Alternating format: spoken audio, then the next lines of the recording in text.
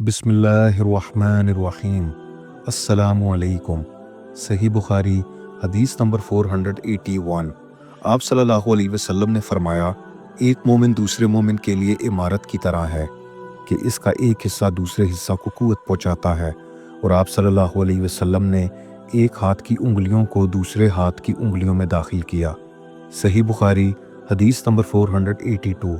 رسول کریم صلی اللہ علیہ وسلم نے ہمیں دوپہر کے بعد کی دو نمازوں میں سے کوئی نماز پڑھائی، ظہر یا عصر کی۔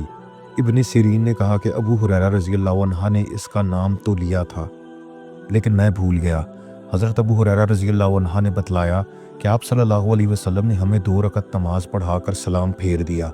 اس کے بعد ایک لکڑی کی لاٹھی سے جو مسجد میں رکھی ہوئی تھی، آپ صلی اللہ علیہ وسلم ٹیک لگا کر کھڑے ہو گئے۔ ایسا معلوم ہوتا تھا کہ جیسے آپ بہت ہی خفا ہوں، اور آپ صلی اللہ علیہ وسلم نے اپنے دائیں ہاتھ کو بائیں ہاتھ پر رکھا اور ان کی انگلیوں کو ایک دوسرے میں داخل کیا، اور آپ نے اپنے دائیں رخسار مبارک کو بائیں ہاتھ کی ہتھیلی سے سہارا دیا۔ جو لوگ نماز پڑھ کر جلدی نکل جایا کرتے تھے وہ مسجد کے دروازوں سے پار ہو گئے۔ پھر لوگ کہنے لگے کہ کیا نماز کم کر دی گئی ہے؟ حاضرین میں ابو بکر اور عمر رضی اللہ عنہما بھی موجود تھے، لیکن انہیں بھی آپ سے بولنے کی ہمت نہ ہوئی۔ انہی میں سے ایک شخص تھے جن کے ہاتھ لمبے تھے اور انہیں ذوالیدین کہا جاتا تھا۔ انہوں نے پوچھا، یا رسول اللہ صلی اللہ علیہ وسلم، کہ آپ صلی اللہ علیہ وسلم بھول گئے یا نماز کم کر دی گئی ہے؟ آپ صلی اللہ علیہ وسلم نے فرمایا کہ نہ میں بھولا ہوں اور نہ نماز میں کوئی کمی ہوئی ہے۔ پھر آپ صلی اللہ علیہ وسلم نے لوگوں سے فرمایا، کیا ذوالیدین صحیح کہہ رہے ہیں؟ حاضرین بولے کہ جی ہاں۔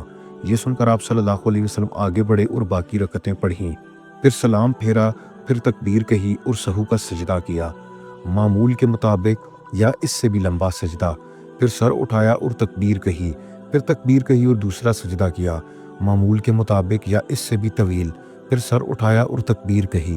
لوگوں نے بار بار ابن سیرین سے پوچھا کہ کیا پھر سلام پھیرا؟ تو وہ جواب دیتے کہ مجھے خبر دی گئی کہ عمران بن حسین کہتے تھے کہ پھر سلام پھیرا۔ صحیح بخاری حدیث نمبر 483۔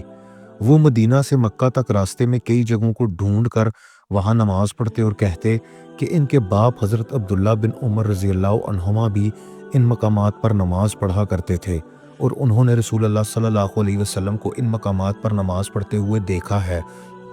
اور موسیٰ بن عقبہ نے کہا کہ مجھ سے نافع نے ابن عمر رضی اللہ عنہما کے متعلق بیان کیا کہ وہ ان مقامات پر نماز پڑھا کرتے تھے، اور میں نے سالم سے پوچھا تو مجھے خوب یاد ہے کہ انہوں نے بھی نافع کے بیان کے مطابق ہی تمام مقامات کا ذکر کیا، فقط مقام شرف روحا کی مسجد کے متعلق دونوں نے اختلاف کیا۔ صحیح بخاری حدیث نمبر 484۔ حضرت صلی اللہ علیہ وسلم جب عمرہ کے قصد سے تشریف لے گئے اور حجۃ الوداع کے موقع پر جب حج کے لیے نکلے تو آپ صلی اللہ علیہ وسلم نے ذوالخلیفہ میں قیام فرمایا۔ ذوالخلیفہ کی مسجد کے قریب آپ صلی اللہ علیہ وسلم ایک ببول کے درخت کے نیچے اترے، اور جب آپ کسی جہاد سے واپس ہوتے اور راستہ ذوالخلیفہ سے ہو کر گزرتا یا حج یا عمرے سے واپسی ہوتی تو آپ وادی عتیق کے نشیبی علاقہ میں اترتے۔ پھر جب وادی کے نشیب سے اوپر چڑھتے تو وادی کے بالائی کنارے کے اس مشرقی حصے پر پڑاؤ ہوتا جہاں کنکریوں اور ریت کا کشادہ نالہ ہے، یعنی بطخہ میں۔ یہاں آپ صلی اللہ علیہ وسلم رات کو صبح تک آرام فرماتے۔ یہ مقام اس مسجد کے قریب نہیں ہے جو پتھروں کی بنی ہے، آپ اس ٹیلے پر بھی نہیں ہوتے جس پر مسجد بنی ہوئی ہے۔ وہاں ایک گہرا نالہ تھا، عبداللہ بن عمر رضی اللہ عنہما وہی نماز پڑھتے۔ اس کے نشیب میں ریت کے ٹیلے تھے اور رسول اللہ صلی اللہ علیہ وسلم وہاں نماز پڑھا کرتے تھے۔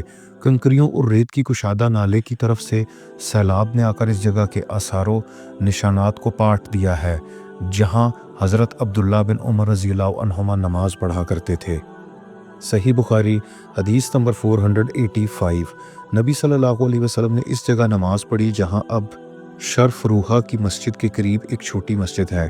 عبداللہ بن عمر اس جگہ کی نشاندہی کرتے تھے جہاں نبی کریم صلی اللہ علیہ وسلم نے نماز پڑھی تھی۔ کہتے تھے کہ یہاں تمہارے دائیں طرف جب تم مسجد میں قبلہ رو ہو کر نماز پڑھنے کے لیے کھڑے ہوتے ہو، جب تم مدینہ سے مکہ جاؤ تو یہ چھوٹی سی مسجد راستے کے دائیں جانے پڑتی ہے۔ اس کے اور بڑی مسجد کے درمیان ایک پتھر کی مار کا فاصلہ ہے یا اس سے کچھ کم زیادہ۔ صحیح بخاری حدیث نمبر 486۔ इस छोटी पहाड़ी की तरफ नमाज पढ़ते जो रूहा के आखिर किनारे पर है, और ये पहाड़ी वहाँ ख़त्म होती है जहाँ रास्ते का किनारा है। इस मस्जिद के करीब जो इसके और रूहा के आखिरी हिस्से के बीच में है, मक्का को जाते हुए अब वहाँ एक मस्जिद बन गई है। अब्दुल्ला बिन उमर रज़ियल्लाहु अन्हुमा इस मस्जिद में नमाज नहीं पढ़ते थे, बल्कि इसको अपने बाएं तरफ मुकाबिल में छोड़ देते और आगे बढ़कर ख़ुद पहाड़ी अरकुल तबिया की तरफ नमाज पढ़ते थे। अब्दुल्ला बिन उमर रज़ियल्लाहु अन्हुमा जब रूहा से चलते तो ज़ुहर की नमाज इस वक्त तक ना पढ़ते जब तक इस मकाम पर ना पहुंच जाते। जब जहां आ जाते तो ज़ुहर पढ़ते, और अगर मक्का से आते हुए सुबह सादिक से थोड़ी देर पहले या सहर के आखिर में वहां से गुजरते तो सुबह की नमाज तक वहीं आराम करते और फजर की नमाज पढ़ते। सही बुखारी हदीस नंबर 487। नबी करीम सल्लल्लाहु अलैहि वसल्लम रास्ते के दाएं तरफ मुकाबिल में एक घने दरख्त के नीचे वसी और नरम इलाका में क़याम फरमाते जो करिया रवैसा के करीब है। फिर आप इस टीला से जो रवैसा के रास्ते के से तकरीबन 2 मील के फासले पर है चलते थे।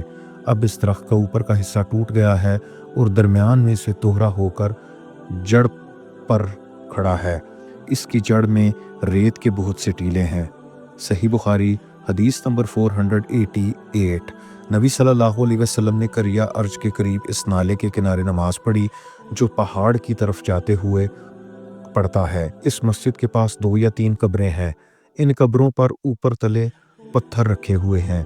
रास्ते के दाएं जानिब इन बड़े पत्थरों के पास जो रास्ते में हैं, इनके दरमियान में होकर नमाज पढ़ी। अब्दुल्ला बिन उमर रज़ियल्लाहु अन्हुमा करिया अर्ज से सूरज ढलने के बाद चलते और ज़ुहर इसी मस्जिद में आकर पढ़ा करते थे। सही बुखारी हदीस नंबर 489।